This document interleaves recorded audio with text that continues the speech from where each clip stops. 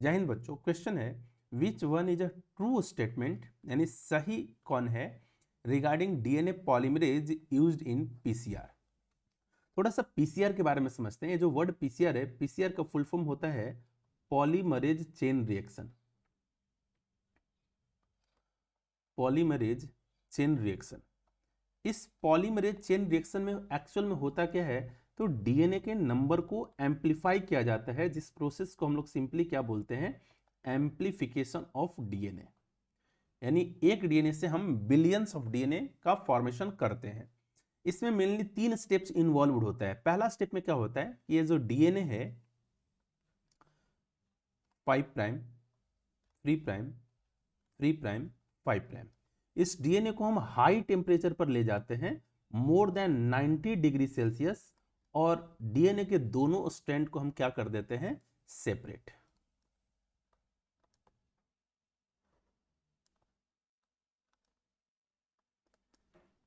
इस प्रोसेस का जो पहला स्टेप है, इसका नाम होता है डीनेचुरेशन।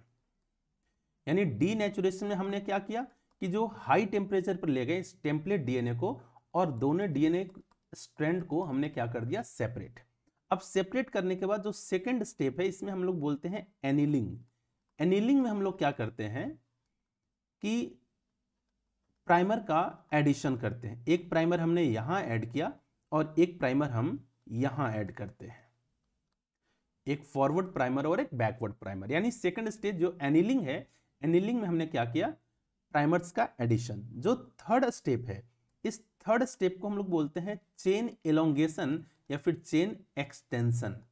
चेन एक्सटेंशन के लिए हमें एक एंजाइम का जरूरत पड़ता है, जिस एंजाइम को हम लोग क्या बोलते हैं, टैग पॉलीमरेज। और ये जो टैग पॉलीमरेज एंजाइम है, ये भी एक टाइप का डीएनए पॉलीमरेज है। लेकिन जो normal DNA polymerase during replication के टाइम पर जो इस्तेमाल होता है, और टैग पॉलीमरेज जो पीसीआर के टाइम पर इस्तेमाल हो रहा है, इन दोनों में एक बेसिक डिफरेंस है। बेसिक डिफरेंस क्या है कि एक टैग पॉलीमरेज ये थर्मोस्टेबल है। थर्मोस्टेबल कहने का मतलब क्या, कि अगर इसे हाई टेम्परेचर पर भी ले जाया जाए तो इस एंजाइम के एक्टिविटी में कोई भी चेंज नहीं आता है। जबकि जो बाकी सारे एंजाइम हैं, वो हाई टेम्परेचर या लो टेम्परेचर के फ्लक्चुएशन के कारण उसके एंजाइम के एक्टिविटी या प्रॉपर्टी में चेंजेस आता है ना। और चेन एलोंगेशन के कारण जो एक डीएनए था, अब फाइनली हमें 2 डीएनए मिल चुका होता है। एक डीएनए से फाइनली हमें कितना डीएनए मिल चुका होता है, 2 डीएनए मिल चुका होता है। ठीक है, अगर यही प्रोसेस हम लगभग 30 साइकिल और चला दे तो टोटल नंबर ऑफ डीएनए कितना हो जाता है, 1 बिलियन टाइम्स। ठीक है, ऑप्शन देखते हैं। DNA polymerase used in PCR, it is used to ligate introduce DNA in recipient cell. नहीं, जो डीएनए लाइगेशन का काम होता है, वो उसके लिए जो एंजाइम है, इसे बोलते हैं डीएनए लाइगेज, है ना। डीएनए लाइगेज का काम होता है लाइगेशन, यानी डीएनए फ्रैगमेंट्स को आपस में जोड़ना, है ना। तो फर्स्ट स्टेटमेंट गलत है। It serves as a selectable marker, नहीं, ये डीएनए पॉलीमरेज नहीं करता, ये सेलेक्टेबल मार्कर की तरह काम करने वाला वेक्टर होता है।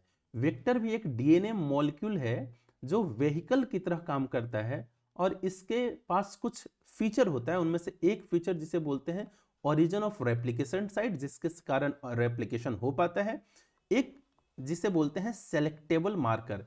इस सेलेक्टेबल मार्कर एक ऐसा स्पेसिफिक जीन है जो एंटीबायोटिक रेजिस्टेंस होता है, जिसके कारण ट्रांसफॉर्म्ड सेल और नॉन ट्रांसफॉर्म्ड सेल के बीच में डिफरेंशिएशन करता है, और ट्रांसफॉर्म्ड सेल का तो ग्रोथ होने देता है, लेकिन नॉन ट्रांसफॉर्म का ग्रोथ नहीं होने देता है। जो तीसरा साइट है, जो तीसरा कैरेक्टरिस्टिक फीचर है, इसे हम लोग बोलते हैं क्लोनिंग साइट। और एक क्लोनिंग साइट वह पोजीशन है, वह जीन है जहां पर एलियन डीएनए को लिंक किया जाता है ना। एलियन डीएनए को लिंक किया जाता है, यानी सेलेक्टेबल मार्कर और डीएनए पॉलीमरेज ऑफ पीसीआर, इसका कोई भी रिश्ता नहीं है।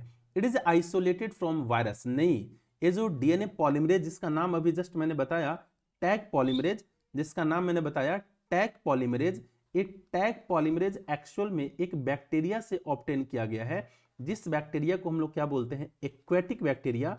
और इस aquatic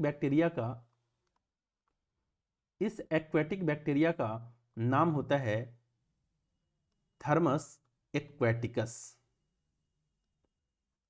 Thermus aquaticus, Thermus aquaticus, यानी ये वायरस से आइसोलेट नहीं किया गया है, ये डीएनए पॉलीमरेज ऑफ पीसीआर ये बैक्टीरिया से ऑब्टेन किया गया, ये भी स्टेटमेंट गलत है। It remains active at high temperature, बिल्कुल यहां पर मैंने आपको बताया कि कैसा होता है, थर्मोस्टेबल होता है, यानी थर्मोस्टेबल के कारण ही एक्टिव होता है, यानी यहाँ पर डी स्टेटमेंट क्या है, बिल्कुल करेक्ट है, यानी इस क्वेश्चन के लिए डी स्टेटमेंट करेक्ट है। Best of luck.